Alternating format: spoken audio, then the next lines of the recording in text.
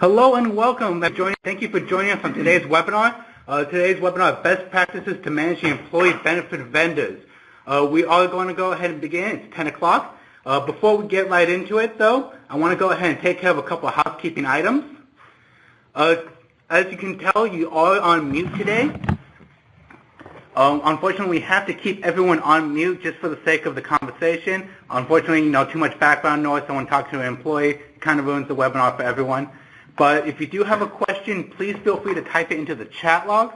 You can see it right there. We will go ahead and answer questions throughout the presentation if you do have any. And you can also download today's presentation under the Files To tab. You can see Files To and then Best Practices to Managing Employee Benefits. Go ahead and click that. Hit download files and it'll open up a new tab where you can download the presentation directly. If that doesn't work, please type your email into the chat log. We'll be more than happy to email it to you as well. With that, I think we're just about ready to begin. I'm going to go ahead and hand it over to our CEO, Mark Wilbur. Mark. Hi, everybody. Welcome to this webinar. I really appreciate everybody joining us today. This should be a really good informative session for everyone. We have a new service line that we're really proud of, but this webinar is really focused in on trying to get the most out of your benefits and taking a look at kind of learning how to take a step back and asking yourself the questions. Hang on one second. Oh, there we go. Sorry. Trying to figure out how to advance myself forward here. So one of the things when I'm out dealing with our members, as most of you know, we have thousands of members at EG. We're very fortunate. We have a very large base of companies that mostly are in California. We have some that are outside of California as well.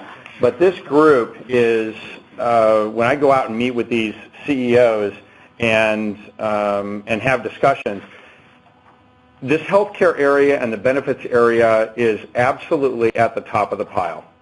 There are so many issues going on today, and it's not just all ACA, the Affordable Care Act. That has caused the focus and certainly caused a big part of the concern. But this whole industry has been under an enormous amount of change, a whole bunch of competitive pressures, and really has been shifting for many years, as many of you know.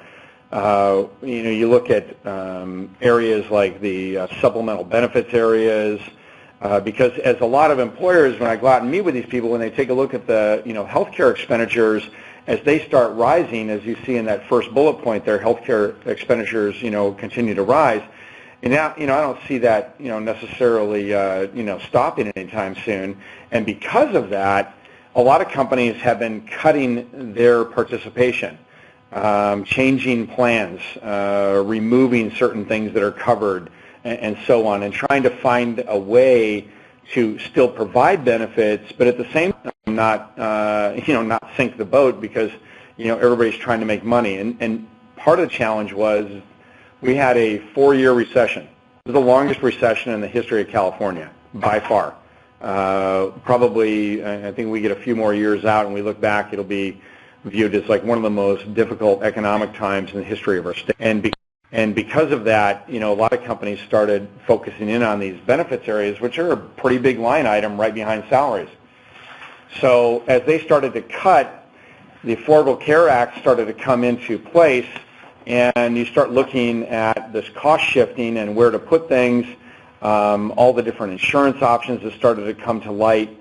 And this is, like I said, this industry has been a real battleground, and it's really kind of become a point of confusion for a lot of executives and for a lot of HR executives as to how to put together the right amount of puzzle pieces so that you don't lose employees, that you're doing the right thing for your employees, but at the same time able to afford them. So there's a ton of these issues that we're going to be covering in this presentation, and it's actually it is the entire reason why we were able to launch this whole area that we now provide to our members, where we do free RFPs and help them deal with all the sales initiatives that are out in the marketplace and try and bring some rational thinking and focus to this area to do the best they can, and to try and take some of the weight off the top of the pile on their desk as well. So this is why today is important. You should be getting a lot out of this session, and I hope I hope this works out to be worthwhile for everybody being online here today. So thank you very much, and I guess we'll get rolling here. I'm going to turn this now over to, I believe, Juan. Thank you, Mark. Appreciate that. I'm going to spend the next 20-25 minutes, and before we switch over to Kimberly, who's going to give us a really nice way and concise method to look at benefits and some of the best ways you guys can implement some changes to minimize some of those costs, we want to be able to take a step back and basically look at, say, hey, what are our costs? What's going out there in the market? What can we expect in terms of medical costs for 2014? As Mark alluded, medical costs, they are a big chunk of your labor cost, and those are likely to increase not only because of market trends, but also because of some of the changes that are coming up at the federal level. So I want to be able to spend a few minutes and kind of give you a bit of, here we are, here's what's costing you, your employee, and the employer in terms of making those benefits available to employees. And also, I also want to spend a bit of time and give you some highlights in our survey program. We have made some terrific changes, I believe, in terms of making that information much more accessible to you. So we will spend a bit of time on that. And by the way, because of that, we have added all of a backdoor to our survey system, and all of you will be able to access our medical plan survey online. So I think it's a really neat way for you guys to get acquainted with some of the services we provide. So first of all, before I go into the numbers, data sources, what are we looking at? Well, first of all, the information that I'm going to be sharing with you came from our annual survey on employee-sponsored medical benefits. And this year we had about 90 companies, and they represented about 21,000 employees. And this is strictly a California survey. It's not national, it's California. And I think that's one of the key features of the survey. As probably those who have national entities across the U.S., there are significant differences between the California market in terms of medical costs and other parts of the U.S., especially when it comes to HMOs. HMOs tend to be one of those that are key differences. So the fact that it's a state-driven, meaning it's a California survey, that plays quite well with us sharing with you what's going on in the market. The survey was conducted between January and March of this year, and for the most part, they represent calendar 2013 and then figures and projected plans for 2014. And if we can go to the next slide. So key findings. What we, from all the numbers, from all of the 90 pages of information that we capture, can we share with you? Well, first of all, the key item, wellness programs. That is not only a hot trend for 2013, but I think has over the last 3, 4, 5 years, more and more companies have started to utilize data as a mechanism to minimize some of the increased cost liability that they've been incurring. Key item, high deductible health plans. A real big surge on those plans over the last 4 or 5 years. Going back to wellness plans, one stat that I have to share with you, about 70% of companies have now a mechanism to provide some incentive to employees to use wellness plans. Sometimes those are not formal programs, but rather just simply being able to access some sort of a wellness type arrangement. And not only that, a lot of employers, what the survey showed us is that they're using financial incentives to draw employees to those, or other rewards to draw employees to those programs. So a real search on that, and I think that's likely to continue. The correlation of a healthy employee and health costs, without a doubt, there is a very positive correlation to employers and some of the things that they can do in order to minimize some of their costs. Now, switching over to employers with high deductibles, over the last 4 years, those have risen considerably. Right now, best estimates, we're looking at about almost 1 out of 3 companies providing such plans. Not only I must say they are providing health high deductible plans along with HMOs, with PPO. So it's not one or the other. Rather, they are adding it to the mix of plans that they're offering.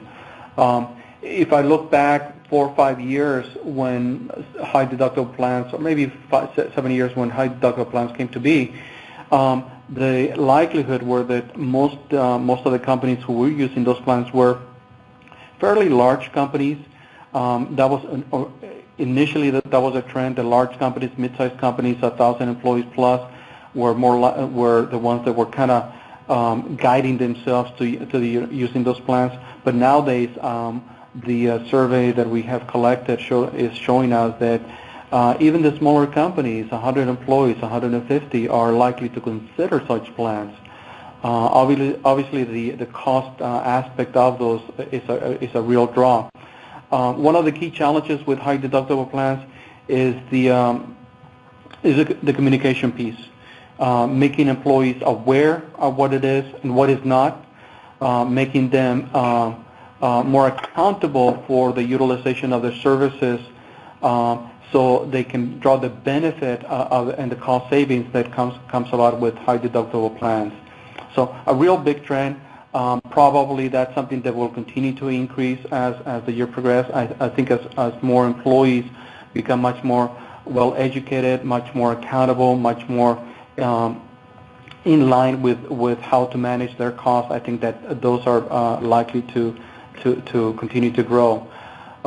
Now, we also collected information about brokers and some of the pluses and minuses that companies have with brokers in terms of using them and kind of getting the best value out of them.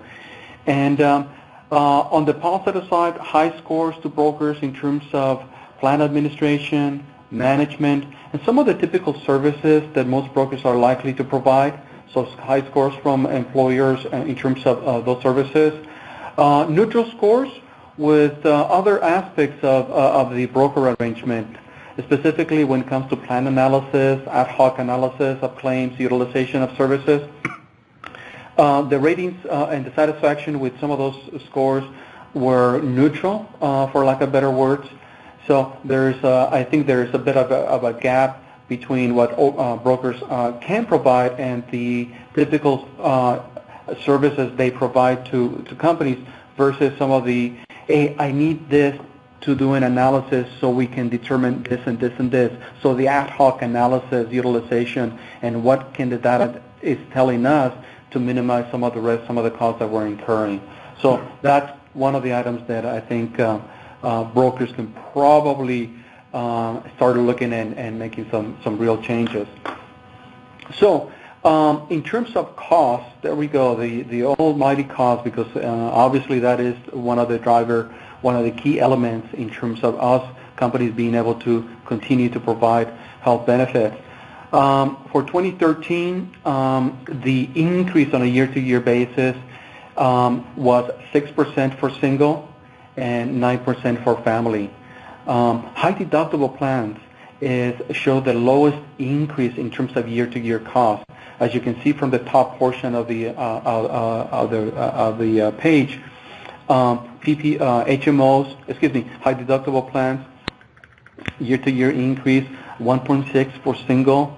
So that is just outstanding. If you look at cost of living just overall, it's about 2.5. So the fact that a 1.6 increase on a year-to-year basis for single coverage is outstanding. For family high deductibles, a little bit more with the rest of the other plans, 8.4. As far as the other plans, probably the one that stands out from those comparisons, POS for single and family, the year-to-year increase was 10%. So quite that was the only one that had a kind of a double increase on a year-to-year basis. As far as the current cost, we're looking about for single coverage about anywhere from about $5,500 for HMO to about $6,900 for POS. On the family side, HMOs is the lowest at $14,892, and again POS kind of drawing the top card in terms of cost, almost $20,000, but $19,392. So those are the current costs. So now, as far as for 2014, and what are we looking at? What companies are saying for us? They're looking at about a 7 to 12% increase on a year-to-year basis. And by the way, that's about 3 percentage points higher than 2013. So definitely the trend continues to be, if not same as, but most likely an increase on a year-to-year basis compared to 2013. As you can see from the numbers in the middle of the page, projected for 2014. The lowest increase is likely to materialize for high deductible plans again, and HMOs coming in at second. The PPOs probably are going to experience a double-digit increase at 12%. One of the other pieces that we saw from cost, and that is employers still pay the majority of the cost in terms of cost. 78% for single coverage and about 68% for family coverage. One of the things of interest is that more and more companies are switching over some of the costs to single coverage and not to families. It used to be that we saw for the past 8 years where the cost on a year-to-year basis were more likely to be routed to family coverage, but nowadays companies are looking to increase more at the single coverage versus in family. So that's kind of an interesting new trend. Whether that continues into 2014, I think there's just a lot of changes on the legislative end. So we'll see how that transpires. Now, one of the pieces that I really want to kind of share with the group, and that is when we talk about cost and your overall cost, we have to put medical costs in perspective, and this is what I mean.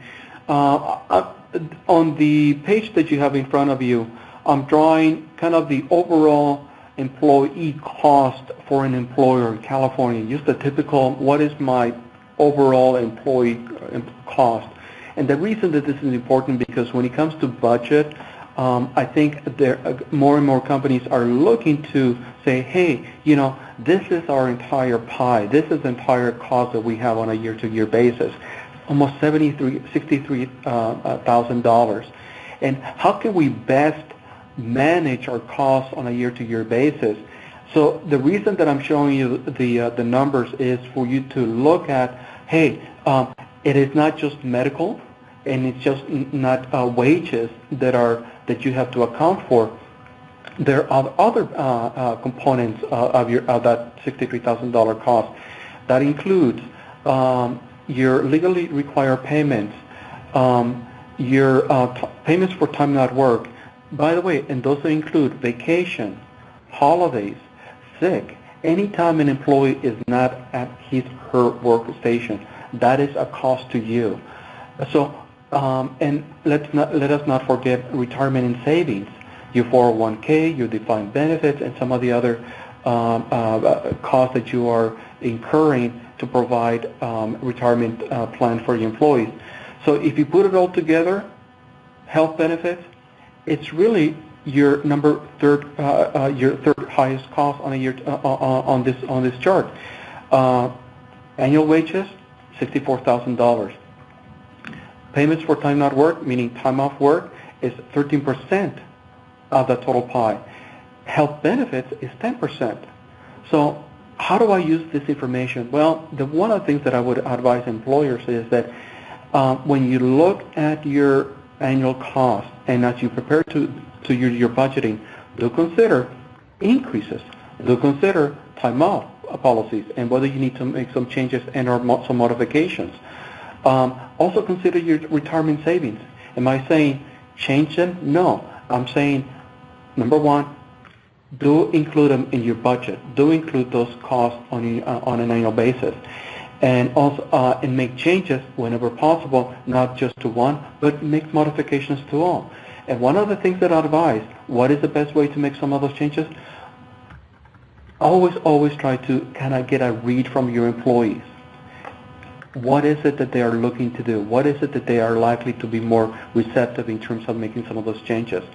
So again, the purpose of those numbers is not necessarily to say make those changes, but rather just give a more overall perspective in terms of some of your costs and some of the ways you have in order to minimize some of the costs in terms of on a year-to-year basis. Okay. All right. So last chart, as I mentioned at the beginning of the presentation, I want to give you the access to our dashboard healthcare benefits survey. In the slide that you have in front of you, I'm giving you the website, egsurveys.net. The username to use is web32, and the password is blueweb99. Now, I don't know if I have access to those screens, Steve. Yes, Yeah. we can go ahead and if you want to jump to the website, right? To the website? Yeah. Okay, great. Oh, there we go. Thank you. So hopefully you have my browser in front of you, and I want to give you just spend a couple of minutes in kind of giving you a tour of our dashboard. And first of all, the 1 moment. oh, I'm sorry. People, 1 moment. We just need to switch this over to one screen so that way everyone will be able to see what he's going over.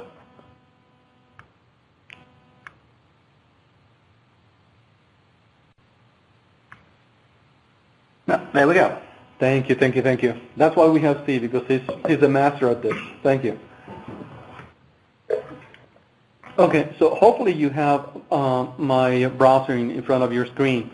So once you log in, do look for Health Benefits tab, and once you from there just navigate to the page that I'm looking at, and this is the 2011-2013 dashboard.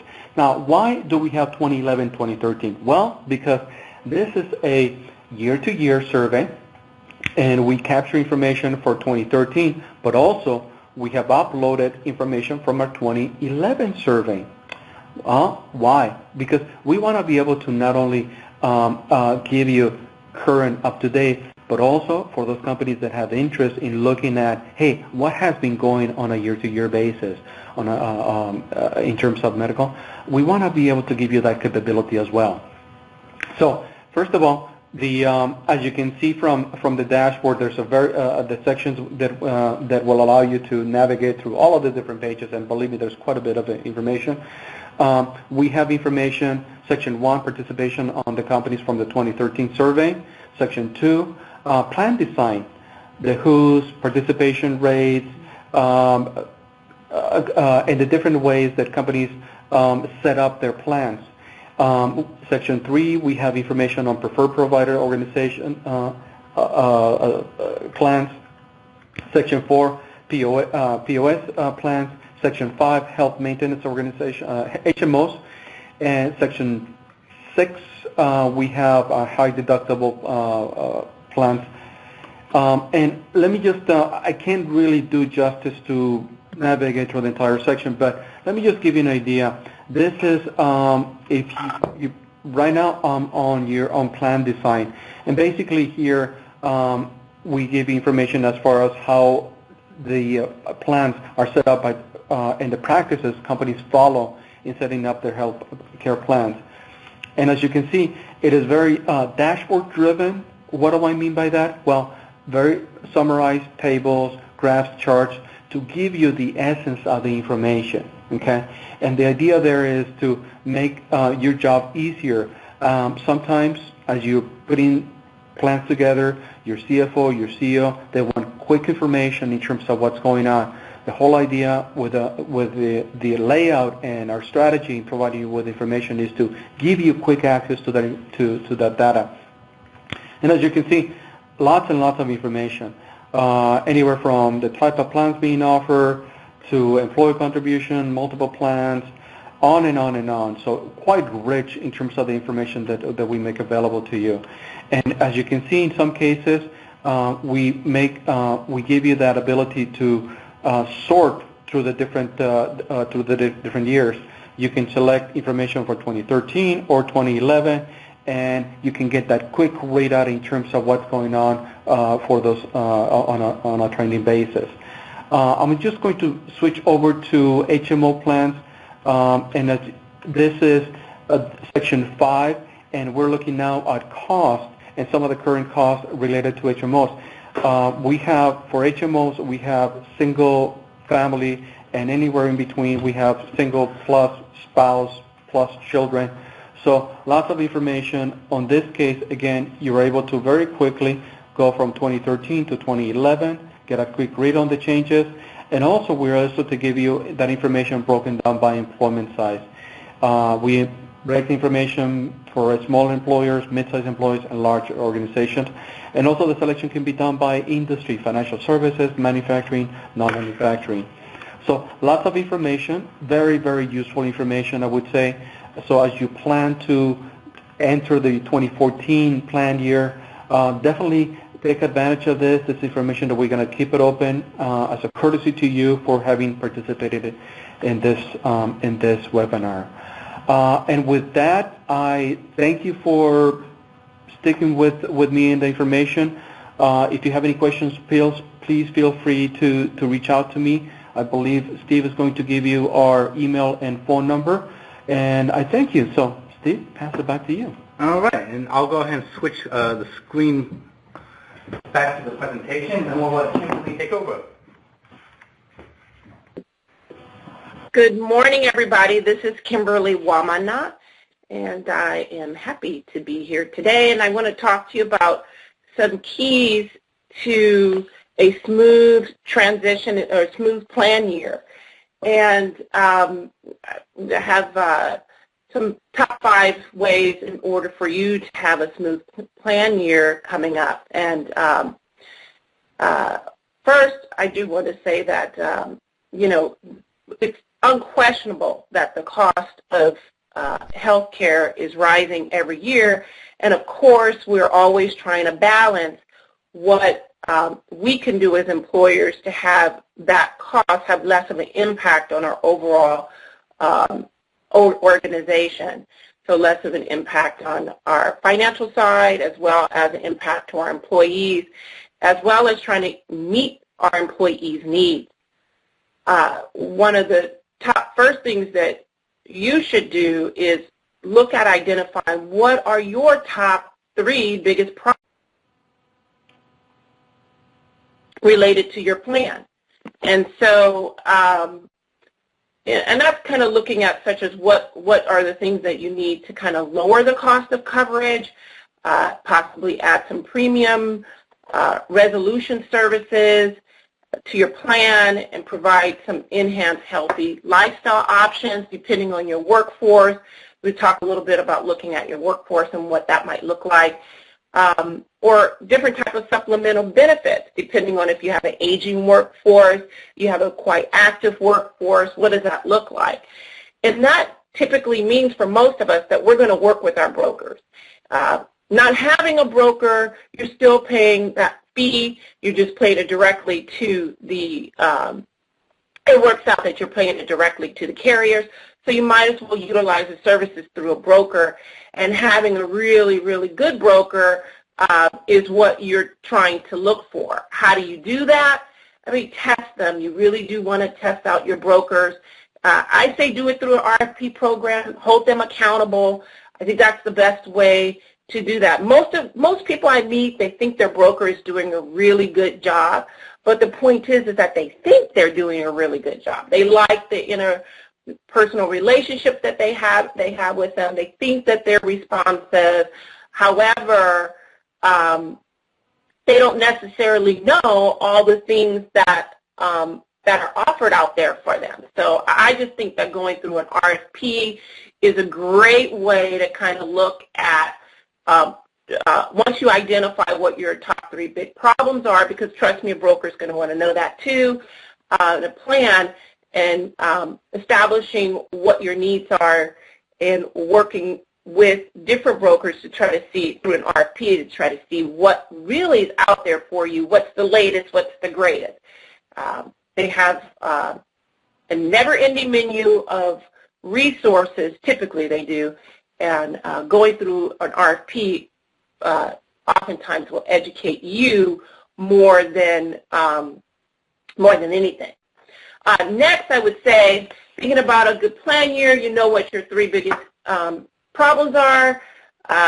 Then related to your plan, go to the people, ask them.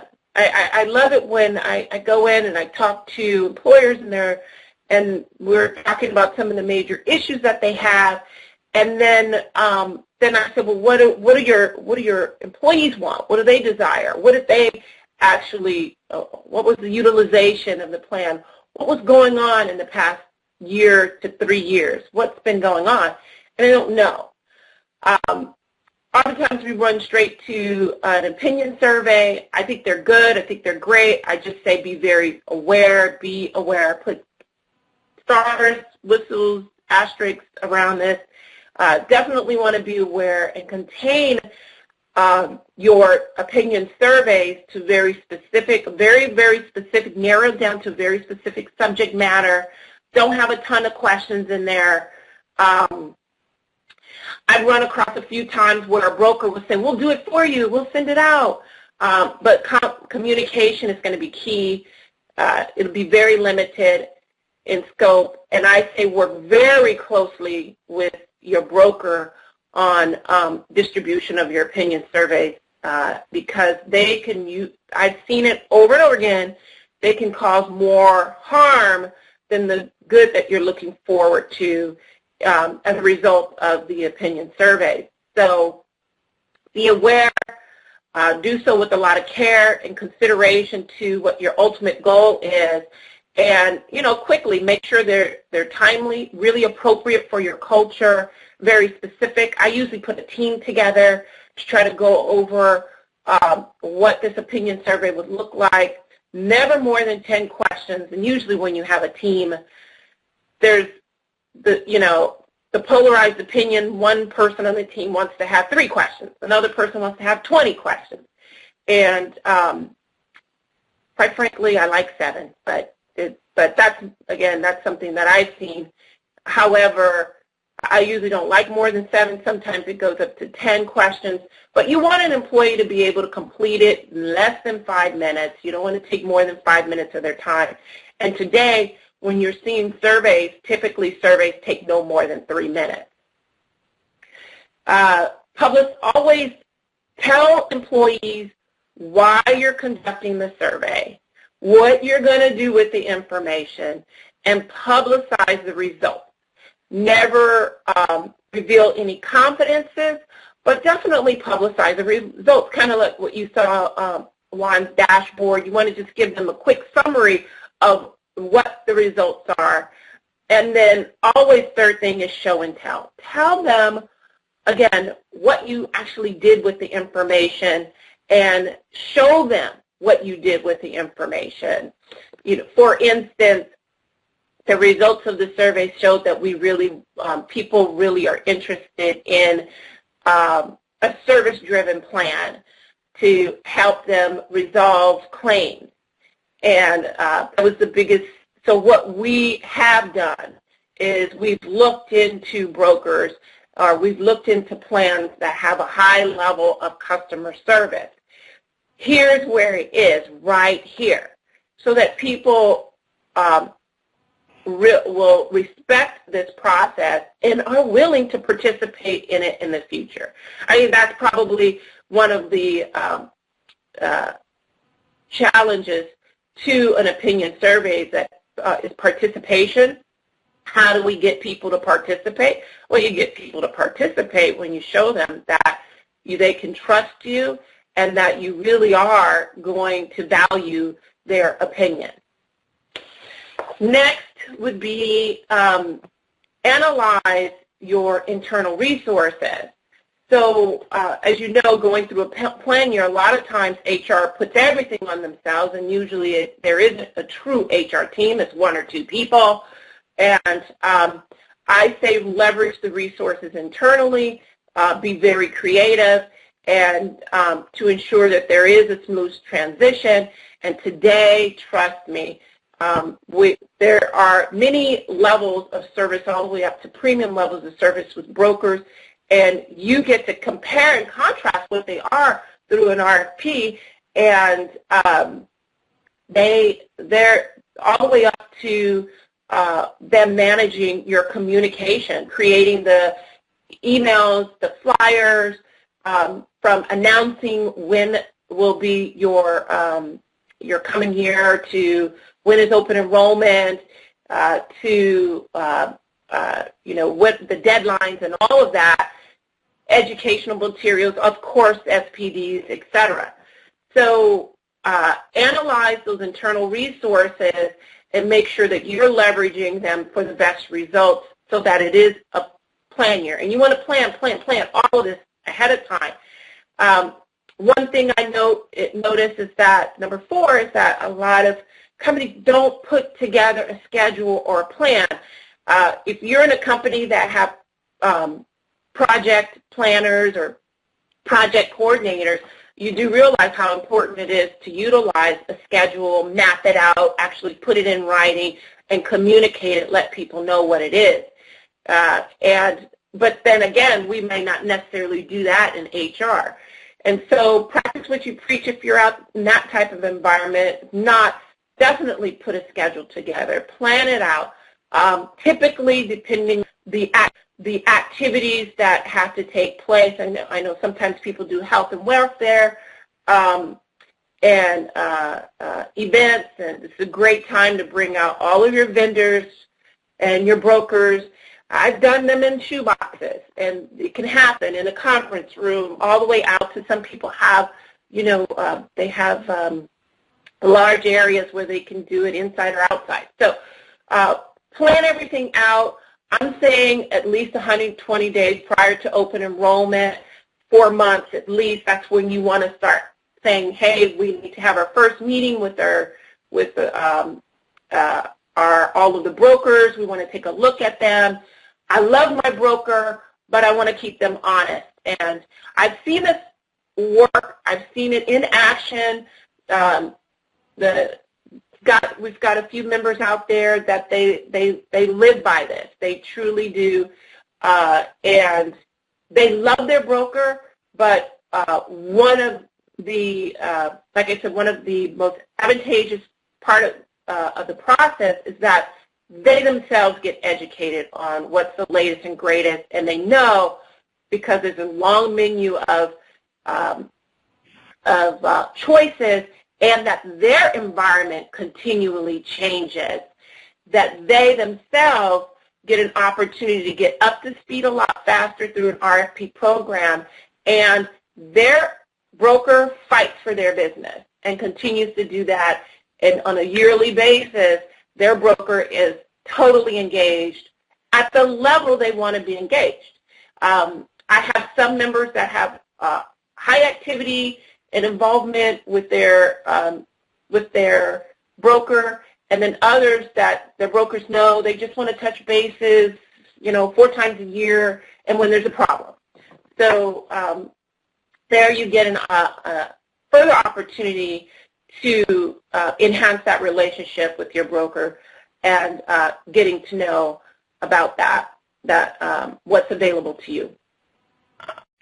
So schedule, plan out that process at least 4 months ahead of time. Believe you Me, I've done it up to 8 months ahead of time.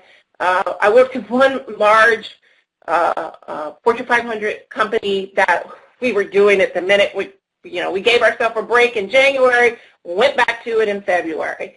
So just take a look at your environment, but I would say at least 4 months. And so like I said, identify what your top 3 biggest problems are, definitely go to the people, find out what's going on, then analyze what your internal resources are, schedule and plan, and communicate, communicate, communicate. And I always say communication campaign. If you're in an environment that has a strong marketing department, you know how territorial they are and how big they are on communication on many different levels. In writing doesn't necessarily mean paper. Most of the clients that I talk to, everybody's going paperless, which is great. But think of very creative ways in order to manage that. People are using social media, internal social media access. Jabber, I hear is really big out there too. But communicate, communicate, communicate should always be in writing, should always be verbally. I say try to have as much one-on-one. You're usually drilling down with one-on-one meetings through your supervisors or managers who are having those. But you start out, of course, with one global communication and keep drilling down, then drilling back up.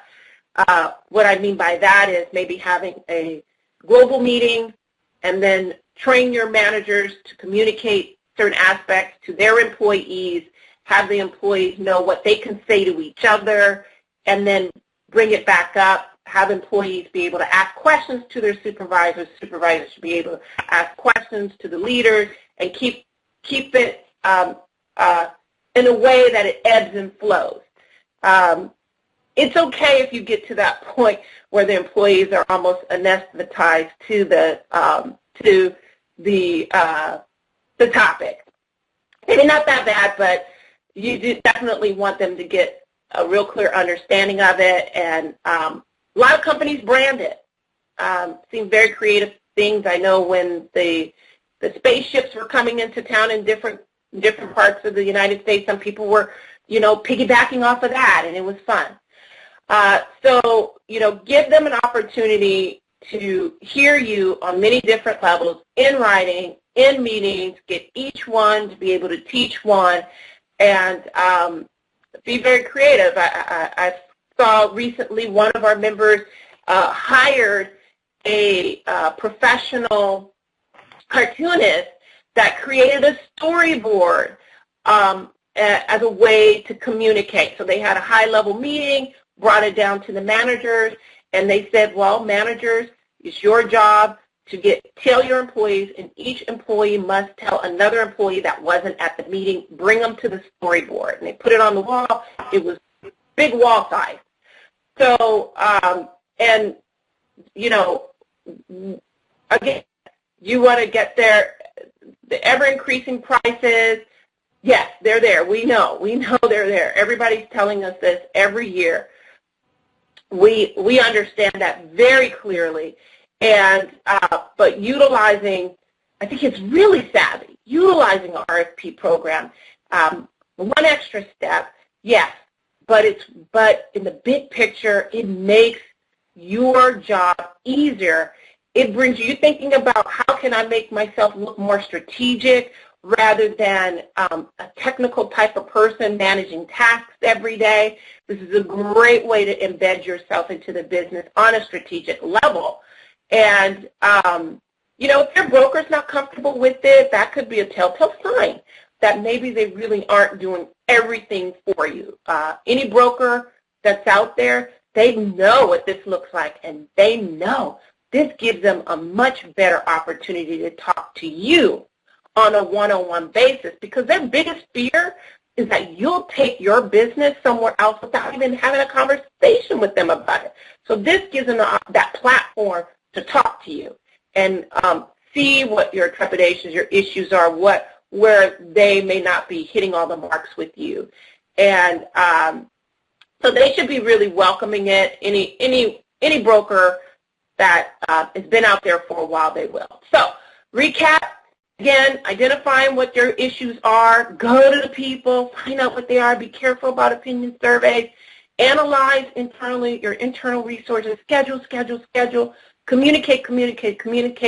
All along the way, your broker should be holding your hand. Use your talent, your technology, and your time very wisely through this process. I hope that helps. That's all for me. I'll pass it on over to Stephen, and thank you very much, everybody. Thank you so much. I'm going to now pass it over back to Mark. Mark. Hey, everybody. Thank you. And I want to actually touch on one thing that Kimberly was talking about. And when she was talking about surveying the people and talking to your brokers and whether or not you're getting all the information you need. The reason why we developed this free service for our members was that we literally, as many of you know, we handle thousands of phone calls a year, nearly 60,000 phone calls a year. And, it's nonstop all day long. And when it comes to this area, we get asked these questions, and we work with the 30 largest brokerages in the state already. So we see the kind of good, the bad, and the ugly, but we at Employers Group have always been Switzerland. We don't tell you to use X broker. We never have. We never will. That's just not our deal. But instead, what we do is we try and arm you with the right information so that when you're going in and driving this process, that you know what you have going on. Now, and the reason why I thought it was interesting when she was talking about the surveys is that when I'm out there, when I'm talking to folks, every broker that goes out into the marketplace is very aware of their product set. If they've been at their brokerage for, 5, 10, 15 years, they're very aware of the different product sets that they have. And what they're not going to be familiar with is all of the other choices and opportunities out in the marketplace that are not part of their product set. They're not doing anything wrong. They're not doing any kind of disservice at all. It's just that there's so much out there that it's impossible to get your arms around all of it. And that's why the RFP process for you is such an important one, so that you actually see this. Now, a lot of people think, oh, well, EG, you put together this RFP process. But what's interesting and what most people don't know is that this RFP process was actually designed by about a third of our broker partners. They actually came and worked with us in developing this entire process so that, because we wanted to do it, you got to think about it, we're kind of wedged in between. We have all of our members, thousands of them, that come to us for advice and direction and guidance, and then we work with a lot of brokerages who also refer a bunch of companies to us and entrust us with their clients. So we're kind of caught in between the two. Like I said, we're more like Switzerland. So instead of trying to come up with some sort of draconian process or whatever that our members would just go into the marketplace with blindly, we actually invited in a bunch of brokers to help us design the RFP process so that it would be not only fair, but incredibly transparent and would be a higher motivation. What most people don't realize is that if they just put an RFP out there and it looks and smells like you're just looking for a fishing expedition for a better price, they'll put as much effort into that as parking their car in the morning. That's about it. If they're not an incumbent and you ask and you put it out there in the marketplace, they're going to throw something together, throw it over the fence at you, maybe come and meet with you for a little bit. Some won't even do that anymore because they know it's just a fishing expedition for a better price. In our process, one of the things that we have done in order to make that transparent is that we've eliminated a lot of the redundancy that occurs in RFP processes for folks that don't. It's not that they've done anything wrong, they just don't know any better. And we've really gotten it down to the vital areas where the brokers can really separate themselves and show the differences that they bring to the table, either through their product set or through their service providing. And it really has become. We just launched this thing. It's only been out probably about 4 months, and we've just been slammed. And it has just brought extraordinary results for everybody that's used it. So if you want like a reference or whatever, or something like that in this process, don't hesitate to ask. More than happy to do that. But this is one of the things that you have to keep in mind when you're looking at these benefits, what Kimberly's talking about, is that employees, as this economy has started to get better and people keep cutting back and cutting back, employees aren't stupid. You know, if you're in an industry where, you know, there's like 4 or 5 large competitors and one competitor is offering a much better benefit set, and you've got a family of a couple kids and spouse and the whole 9 yards, you're going to look at going to that work for that company. And so this is also a retention matter as far as like making sure that you're providing the right level of benefits within your industry. But even further than that, I think if you're smart about it, you can actually use it as a competitive advantage to actually lure people away from competitors.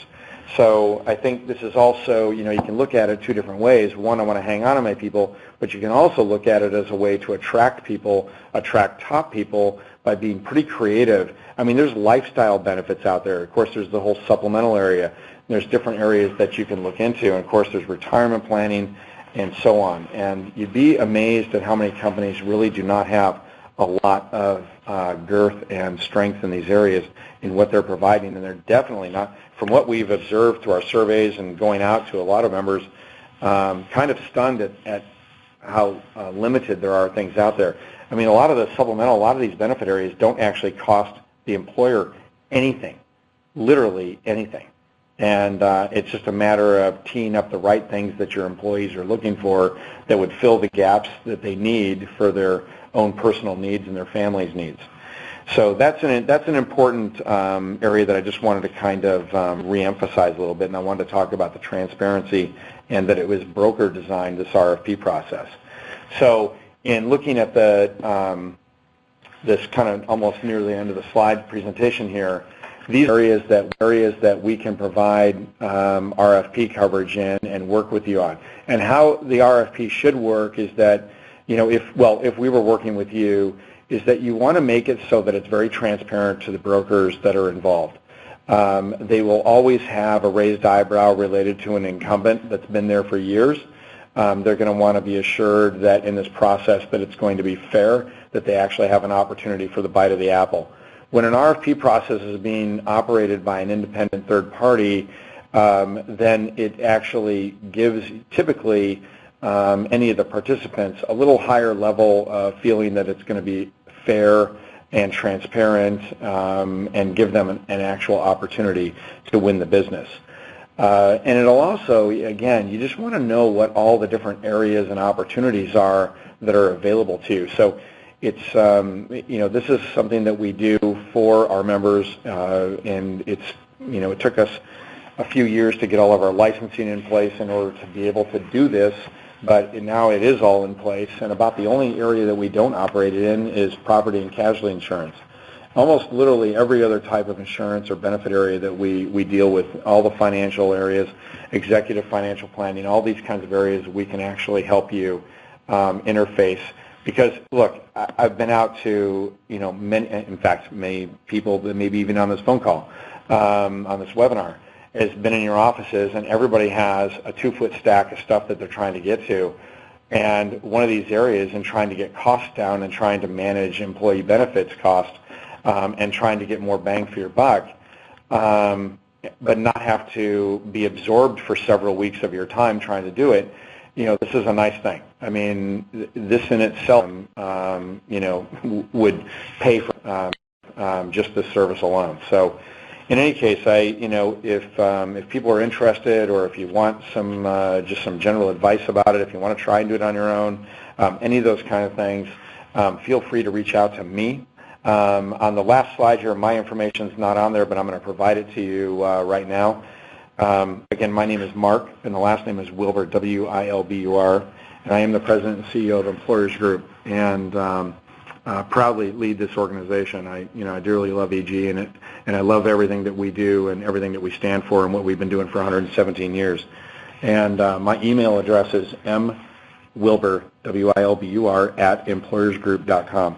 And do not hesitate to reach out to me. I'm more than happy to help any of you. And so is anybody on our team. Again, this is a new service area, and I think it it really is knocking it out of the park for a lot of the members that have already jumped on board and given it a shot. And like I said, I'd be more than happy to tee up some references if you want to know how that process went. So anyway, thank you all so very much for being on board with us today. Juan and Kimberly, as always, fabulous job. And I'm going to now turn it over to Stephen to do the wrap-up with everybody. Everybody have yourself an absolutely fantastic Thursday and the rest of your week. Oh, thank you so much, Mark. And I'd like to thank everyone for joining us on today's webinar. Again, if you do want to follow up with us, Mark Wilber's information is in the chat log. There's also the ending slides with Juan, Kimberly, and also one of our client service managers who's worked very closely with Mark on this entire process, Ryan Farias.